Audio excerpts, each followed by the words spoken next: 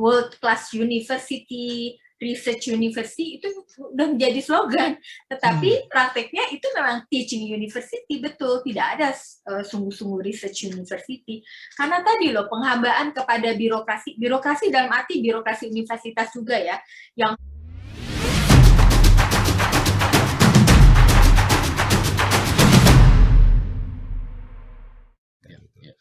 Nah, mungkin pertanyaan saya ada dua nih untuk Bapak Ibu sekalian. Langsung mungkin yang pertama dulu untuk Anda berdua, apakah ini juga terjadi? Karena kalau kita melihat semua perguruan tinggi di Indonesia adalah teaching university.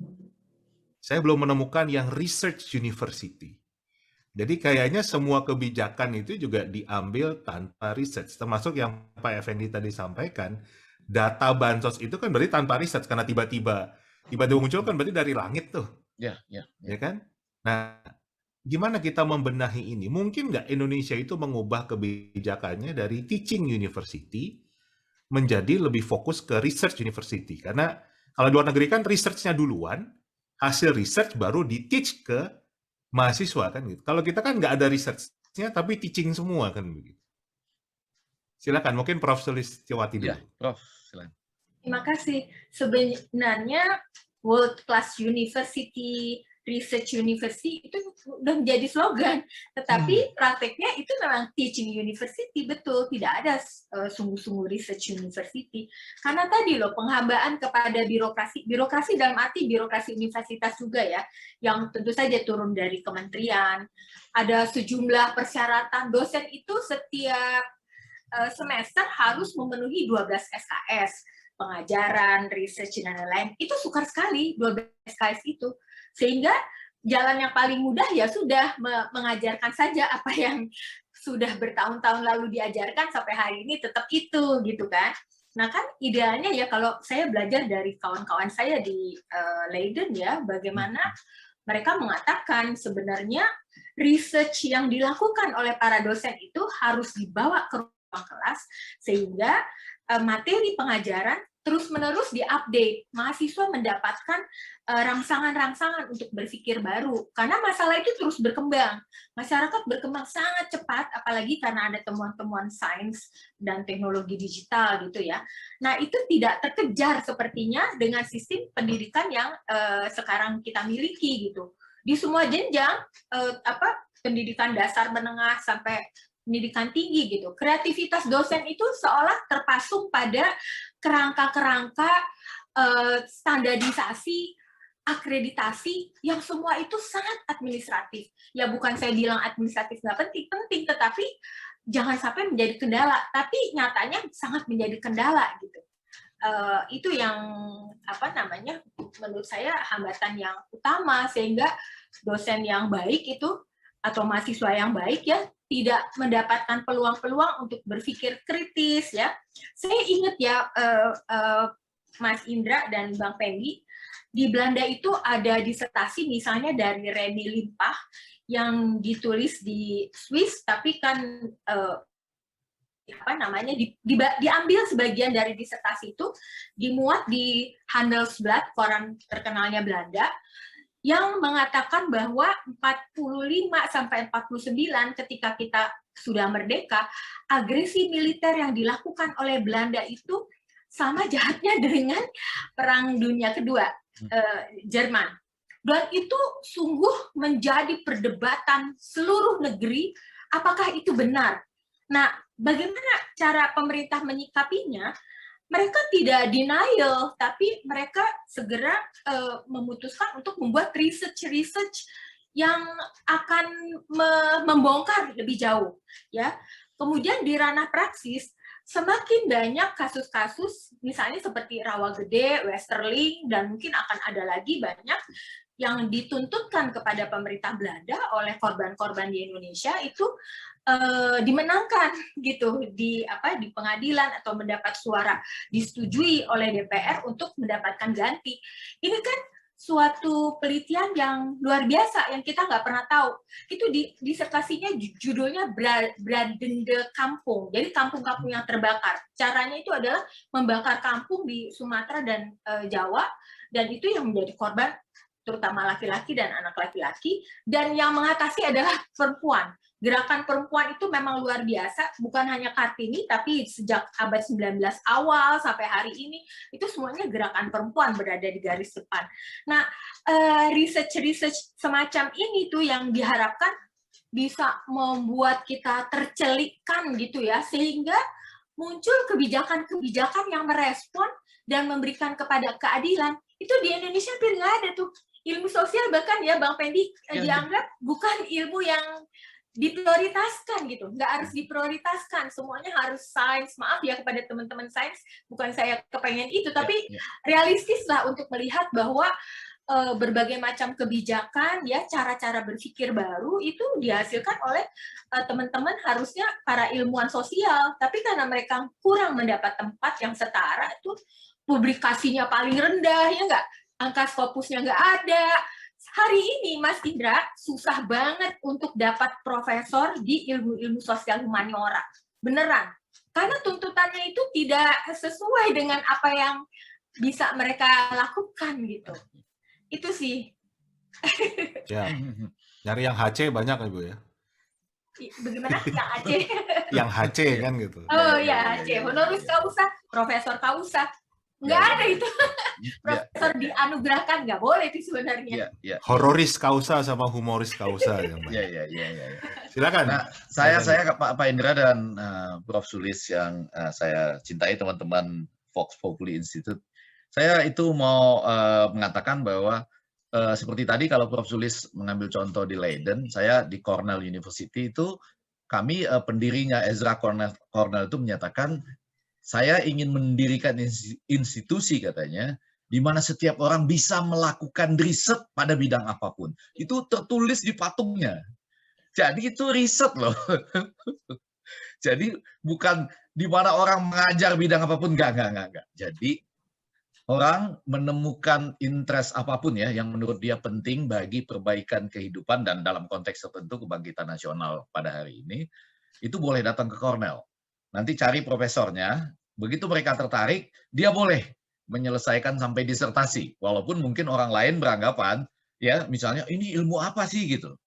Jadi banyak sekali bidang-bidang kehidupan yang harusnya kita dekati dengan, kalau betul-betul prinsip kita adalah research university tadi. Terima kasih ada Leiden. Dan ini pengalaman Ezra Cornell sebagai pendiri Cornell pada tahun 1860-an itu gitu. Nah, saya ingin mengembalikan ke tanah air kita. Yang saya agak khawatirkan juga tentunya apa yang tadi Pak Indra serta teman-teman Vox Populi Institute tahu, politik kita ini kan sekarang sedang sangat membelah ya. Sangat membelah nih politik kita gitu. Sisa-sisa residu dari masa-masa yang lalu, Prof. Sulis, itu bukannya menghilang ketika sudah ada semacam katakanlah bergabung bersama di kabinet dan lain sebagainya, tapi masih bisa muncul terus gitu ya. Nah ini kan kita jadi terbelah nih kebangkitan nasional kita. Di satu sisi kita punya beban dalam pendidikan karakter bangsa, kata Prof. Sulis tadi, atau pendidikan adab, yang betul-betul harusnya kita lihat di media baru dan media sosial kita, kata Pak Presiden. Tetapi di sisi lain, kita seperti tiba-tiba, ini COVID ini kita kan belum tahu juga kapan selesainya nih Pak Indra. Ya, betul. Negara kita juga mendekati COVID, agak ketinggalan juga dari konteks risetnya, Prof. Sulis, mohon maaf ini. Ini angka-angka yang dipublikasikan, saya nggak terlalu yakin. Saya mohon maaf juga untuk itu gitu. Angka tesnya juga rendah gitu ya. Nah, berbeda selalu epidemiolog kita kalau bicara dengan pemerintah selalu berbeda nih. Ya, Pak Indra terasa kan hal yang seperti itu. Nah, tanpa kita sadari kalau ini Australia itu menutup perbatasannya sampai akhir 2022. Ya, saya mau mengatakan tiba-tiba nanti di 2023 kita sudah pendaftaran calon presiden untuk 2024. Nah, justru di sini poin-poin tadi menjadi penting. Jadi kebangkitan pendidikan karakter, kebangkitan pendidikan adab, termasuk hal-hal yang terkait dengan itu tadi ya, kesetaraan gender, toleransi, bahkan banyak hal-hal praktis ya. Misalnya seperti kalau tadi pendekatan kita terhadap korupsi, rasanya dengan berbagai riset yang ada, kita mestinya bisa menyadari Pak Indra bahwa kita misalnya harus berani memutuskan orang hanya boleh mengambil uang cash atau tunai dari bank itu paling banyak 10 juta. Oh, lalu Anda gelisah, loh nggak bisa dong, warung-warung kecil nggak bisa dan segala macam. Di Cina itu bisa dilakukan, betul nggak Pak Indra? Pakai WeChat, Tuh. pakai WeChat itu Ya, naik taksi, makan di warung-warung kecil bisa kan Pak Indra? betul, bisa. Jadi ketika kita berbicara tentang money politics, ketika kita berbicara gerakan anti korupsi, kalau kita sungguh-sungguh melakukan riset, ada satu hal yang bisa kita lakukan. Nggak boleh Anda ambil tunai di atas 10 juta. 10 juta maksimal. Ya kan? Nah, itu kan salah satu cara tuh untuk melihat apa yang sedang terjadi, mendekati, waduh, kepala daerah, pemilihan kepala daerah itu, Pak, nggak masuk akal aja, Pak. Biaya yang dikeluarkan. Nah, tapi begitu 10 juta saja yang Anda bisa pakai, nggak bisa Anda melakukan serangan fajar malam harinya, Pak. Agak sulit juga. Jadi Betul. macam-macam caranya tuh ya. Maksud saya yang berbasis kepada riset yang real, dan Anda jangan bilang nggak bisa. Ya kan? Teknologi bisa disatukan dengan itu. Nah, saya lagi-lagi seperti contoh pada konteks riset di dunia media yang sekarang gitu ya. Jangan langsung sesuatu yang diviralkan di media sosial, langsung Anda ambil itu gitu. Kan sangat dibutuhkan riset untuk langsung tahu gitu ya. Jadi kalau saya kemarin itu sempat trauma saya Prof. Sulis, ada angka, katanya BAP. BAP kok bisa beredar gitu, itu satu. Berita acara pemeriksaan bisa beredar, satu. Yang kedua, ada angka 162, 250 gitu. Kan Anda harus langsung serta-merta melakukan riset dalam konteks jurnalisme atau verifikasi ke Kementerian Sosial kemana sebelum Anda langsung melakukan itu. Dan itu terjadi tidak hanya pada konteks misalnya kasus saya, anggaplah itu sudah berlalu, tapi pada berbagai hal lainnya. Kita sebut ya misalnya kesetaraan, Prof. Sulis ya. Ini kan studi-studi kesetaraan kita misalnya menurut saya harus lahir dari riset-riset yang memang juga berbasis pada hal-hal yang terjadi di tanah air kita. Saya baru tadi nih mendapat, nanti saya akan cari itu, Prof. Sulis, studi yang menunjukkan para perempuan lah yang misalnya bangkit dari keruntuhan yang akibat dibangun dari pembakaran kampung-kampung misalnya ya. Dan banyak loh studi-studi itu yang menunjukkan betapa peranan perempuan sekarang misalnya dikaitkan dengan apa tadi yang disebut oleh Bapak Presiden kita, pembangunan adab untuk media sosial. Beberapa riset di ilmu komunikasi menunjukkan mereka yang masih berkomunikasi dengan ibunya, ini menarik loh Pak Indra dan teman-teman Vox Populi Institute, mereka yang masih berkomunikasi intens dengan ibunya, itu menurut riset relatif tidak menggunakan kata-kata yang kasar dan memecah belah di media sosial. Ini Menarik. menarik loh untuk melihat Menarik, menarik. betapa pendidikan itu real adanya ya. Jadi artinya tadi gabungan dari riset-riset yang ada dan sambil melihat apa yang mau kita bangun dengan dunia ilmu-ilmu sosial seperti kata Prof. Sulis, dengan secara lebih khusus di tanah air kita ada kesetaraan, ada persoalan toleransi yang sesungguhnya ya, toleransi yang genuine bukan dalam konteks politik, serta saya sungguh-sungguh ingin yakin bahwa politik kita itu harus berbiaya murah, tidak mungkin lagi politik berbiaya mahal yang berbasis pada money politics, dan pada ujungnya kalaupun itu digunakan untuk media sosial dan media baru digunakan buat politik, harus ada sebuah adab baru. Itu inti kebangkitan nasional kita pada hari-hari ini. Dan betul, basisnya harus research university. Cakep, cakep. Oke, terakhir nih. Ya. Pertanyaan saya terakhir. Ini kan sebetulnya agendanya tahun lalu itu revisi Undang-Undang Sisdiknas. Sudah masuk prolegnas, tapi ternyata Kemendikbud lamban. Jadi rencananya akan masuk di 2022. Saran Prof. Sulis apa nih untuk revisi Undang-Undang Sisdiknas supaya tadi kita punya banyak sekali yang bernalar kritis, yang supaya negara kita maju. Silakan Prof. Sulis dulu. Masih mute, Prof. Terima kasih. Kalau di rancangan undang-undang itu bicara tentang universitas, saya ingin kembali kepada kitohnya universitas ya. Jadi universitas itu kan adalah suatu lembaga otonom yang ada di tengah-tengah hati masyarakat gitu. Dan kenapa universitas ada? Mandatnya adalah merespon kebutuhan masyarakat melalui research dan teaching.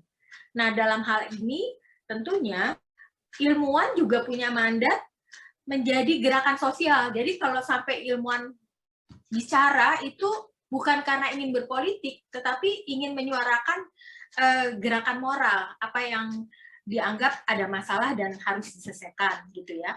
Nah, jadi kalau universitas sebagai lembaga yang otonom itu artinya juga ada beberapa. Pertama, tidak boleh ada kepentingan kekuasaan dan uang di situ. Tetapi secara kasat mata kita melihat pemilihan dekan, pemilihan rektor itu sama serunya dengan pemilu kayaknya Bang Fendi. Sama kayak pilkada gitu ya? Dengan pilkada, soal-soal semacam itu gitu. Aroma politiknya relatif sama. Waduh, Iya, itu dunia pendidikan ya? itu Indonesia loh. Kalau Ya. di luar negeri orang disuruh jadi rektor, jadi dekan, menolak-nolak sehingga akhirnya jadi giliran gitu, digilir. Semua orang harus mau gitu. Kalau di kita tuh wah kayak gimana gitu ya. Lalu kemudian tidak boleh ada kepentingan uang dan kekuasaan di dalam universitas. Lalu otonomi yang kedua artinya ya dosen, profesor itu harus memiliki otonomi. Dia mau mengajar apa, mau research apa, mau publikasi apa. Itu nggak boleh diintervensi. Dan itu dipertanggungjawabkan kepada masyarakat, Ibu Pertiwi, dan Tuhannya gitu. Jadi nggak ada tuh boleh intervensi. Jadi saya ngeri-ngeri juga tuh Bang Effendi kalau BRIN itu apa tuh ada campur tangan politik juga ya. Saya nggak mau Dan bahwa BRIN itu sendiri lama jadi itu juga ada pertanyaan agak serius itu. Ya gitu. Ya, tapi alhamdulillah sekarang sudah jadi ya. Dan yang ketiga itu adalah otonomi universitas itu seperti koin dengan dua sisi yang sama dengan tata kelola universitas. Bagaimana universitas itu harus, karena kan ada uang masyarakat tuh di situ, saya bilang tadi SPP itu bahkan 70%, 80% menjadi backbone keuangan universitas ya. Jadi tata kelola itu harus dipastikan transparan dan akuntabel, sehingga kalau ada orang tua mahasiswa mau tanya, uang SPP anak saya dipakai buat apa? Itu harus semata-mata digunakan untuk kepentingan akademik, nggak boleh yang lain gitu. Nah, jadi kalau ada sesuatu yang salah dengan tata kelola universitas, saya kira kita mesti self-criticism lah, lihat di universitas masing-masing gitu, apakah benar tata kelola sudah dilakukan secara baik ya. Itu berarti otonomi disalahgunakan. Padahal otonomi itu ya adalah hak kodrati suatu universitas, sama seperti hak asasi bagi manusia gitu. Hak kodrati yang tidak boleh dicampuri oleh siapapun. Karena di dunia ini ya, saya belajar dari Profesor Johannes Gunawan dari Unpad, dikatakan bahwa di dunia ini ada dua kerajaan. Pertama adalah kerajaan kebenaran, yang pintu gerbangnya dijaga oleh para hakim. Jadi kalau hakim berbuat curang dan macam-macam itu nggak bisa diampuni. Kedua adalah kerajaan kebenaran, yang pintu gerbangnya dijaga oleh para ilmuwan. Para ilmuwan harus jujur, nggak boleh curang, dan lain-lain. Maka itu kalau ada plagiarisme, kejahatan yang hampir tidak dimaafkan di universitas. Nah, jadi itu tanggung jawabnya besar sekali itu. Sebagai ilmuwan ya, meskipun gajinya sedikit, tapi kan dia sudah memilih, salah sendiri kenapa dia memilih jadi ilmuwan gitu kan ya. Nah, itu mandatnya emang harus dipertanggungjawabkan gitu. Karena kesalahan yang dilakukan sedikit pun hari ini, itu implikasinya ke generasi yang begitu banyak yang pernah menjadi murid kita. Itu saya kira. Jadi itu yang harus dipikirkan kalau rancangan undang-undang itu akan diamandemen, akan dibuat ya. Jadi landasan filosofi, landasan sosiologis, dan pengalaman-pengalaman realitas dari para dosen, mahasiswa, petinggi-petinggi universitas itu harus diakomodasi. Jangan dari atas aja top down gitu. Itu sih pesan saya. Siap. Ya. Terima kasih Prof. Lanjut Pak Effendi. Iya, kalau saya agak sederhana aja. Jadi saya mau turun ke meso, ke mikro saja. Yang pertama, setidaknya di dalam Sisdiknas itu atau apapun yang segera mau kita wujudkan, sudahlah urusan pemilihan rektor itu serahkan kepada universitas masing-masing. Itu aja dulu. Kalau Anda bisa melakukan itu, benar ada perubahan gitu. Ya kan? Kan terasa betul, alah kami bisalah di universitas masing-masing itu, ya dengan nanti stakeholders-nya di universitas masing-masing memutuskan siapa yang terbaik. Kalau sekarang kan kesannya tetap kan kita harus mengakui ya, seakan-akan itu adalah aroma politiknya masih ada, penentuan dari campur tangan penguasanya ada. Anda boleh ada orang yang bilang enggak, iya terasanya demikian. Itu aja dulu selesaikan. Bukti bahwa universitas itu bisa mandiri misalnya. Ketika berbicara tentang universitas. Yang kedua, saya kadang-kadang suka terkejut gitu kalau tiba-tiba ada startup menjadi mata kuliah baru misalnya gitu ya. Karena sebetulnya dalam konteks pengembangan ini, Prof. Sulis, IT-nya itu kalau dikaitkan dengan kami, bagaimana cara mengkomunikasikannya, maka rasanya big data kita yang harus dibangun lebih dulu. Baru nanti startup adalah salah satu yang bisa menjadi bagian dari big data itu. Gitu. Jadi big data itu termasuk seperti tadi. Indonesia ini sedang menuju kemana, sesuai dengan visi pemerintahnya sedang menuju kemana, kemudian di situ ada komparatif dan kompetitif advantages ataupun lifelong learning yang kita mau cari itu adanya di mana. Lalu kemudian startup itu masuk menjadi bagian dari situ gitu. Jangan langsung ini kita startup gitu ya. Ya begitu startupnya semua sama di salah satu bagian dari big data itu saja, jadi kacau loh kita Pak Indra dan teman-teman semuanya, Vox Populi Institute ya. Big datanya saya belum melihat ada, ini basisnya Research University ini. Ada big data yang betul-betul membayangkan misalnya dari Universitas Patimura itu apa sih yang kita ingin majukan berdasarkan komparatif dan kompetitif. Itu kan mesti di-mix sedemikian rupa gitu. Nah, itu saya belum lihat. Jadi kalau tiba-tiba lompat ke startup sebagai mata kuliah wajib, come on, ayo dong gitu. Nah, yang ketiga barangkali ini sudah sampai pada bagian saya sekarang ketika saya mengatakan sudahlah 20 tahun saya sudah mengajar gitu ya. Dan saya melihat bidang ilmu saya ini betul-betul loh pada level internasional juga, misalnya di International Communication Association, orang juga sekarang sedang bingung nih. Ilmu komunikasi ini mau kemana sih gitu ya dengan adanya media baru ini. Jadi nggak bisa juga kami yang memberikan jawaban. Nah, saya barangkali mau kembali ke yang disebut lifelong learning tadi dengan teman-teman civil society atau pembelajaran yang non formal gitu ya. Jadi masih ada beberapa tugas, Prof. Sulis, saya membimbing disertasi ini, sesudah itu mau kembali lah. Jangan-jangan di jalan-jalan, di bersama-sama civil society, di dalam dunia seni budaya, jangan-jangan kita butuh Republik Mimpi kembali untuk mengingatkan orang, jangan cepat tersinggung, bahwa menjadi pemimpin itu biasa saja gitu ya. 5 tahun atau 10 tahun lagi Anda jadi rakyat biasa gitu. Jangan suka marah-marah, jangan suka menahan orang, jangan suka memakaikan orang borgol gitu ya. Artinya biasa saja, banyak hal-hal yang kita bisa juga tanggapi tidak seserius. Jangan-jangan ada kesalahan saya juga tuh Pak Indra ketika Republik Mimpinya berhenti gitu. Jadi semua orang langsung marah-marah saja. Padahal ada juga bagian dari politik itu yang bisa kita sambut dengan gembira seperti Gus Dur dulu pada eranya Gus Dur dulu ya. Kita sambut dengan gembira ada beberapa hal. Politik yang menggembirakan itu sudah hilang ya dari kita, jangan-jangan sekarang misalnya gitu. Jadi kami akan saling melengkapi lah. Pada saat-saat tertentu saya pasti datang ke Prof. Sulis dan teman-teman nanya lagi. Riset yang paling mutakhir apa? Tetapi sesudah 20 tahun mengajar, ini kebangkitan nasional, jangan-jangan kita butuh juga dari lembaga-lembaga yang tidak formal, Prof. Sulis ya, untuk kembali membangun dari konteks civil society. Nah ini selalu gembira bersama Vox Populi Institute ini, hal-hal yang seperti ini, sinau dan lain-lain, kadang-kadang bisa, saya itu kalau diajak oleh Pak Handoyo pun kadang-kadang ada pertanyaan-pertanyaan yang tajam loh. Dan itu menggembirakan, karena setelah kita menyampaikan pertanyaan-pertanyaan yang tajam, kita sama-sama tersenyum, tertawa, untuk kemudian berpikir, nanti risetnya siapa yang melakukan? Dan sesudah itu, critical thinking, critical design itu adalah menggabungkan antara riset dengan aksi. untuk memperbaiki kebangkitan nasional kita. Kira-kira seperti itu, dan kita harus tutup dengan menggembirakan ini. Walaupun Prof. Sulis itu duduknya begini, tapi senyumnya itu yang menggembirakan kita semua. Begitu Pak Indra. Siap. Begitu Mas Indra ya. Ya, terima kasih. Ini luar biasa sekali nih ngobrolnya. Sebetulnya kalau diterusin tetap asik nih kan. Iya. Cuman saya Tapi jangan panjang-panjang, kita dengar nanti tanggapan orang lalu kita gabung lagi. Begitu caranya sekarang. Siap. Ya. Siap.